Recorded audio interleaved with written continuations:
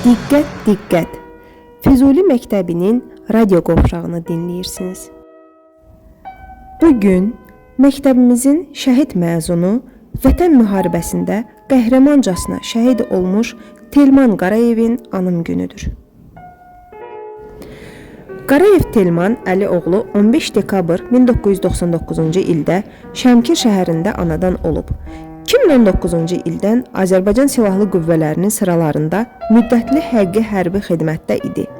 2020-ci il sentyabrın 27-sində başlanan Vətən müharibəsi zamanı Xocavəndin azadlığı uğrunda gedən döyüşlərdə savaşıb.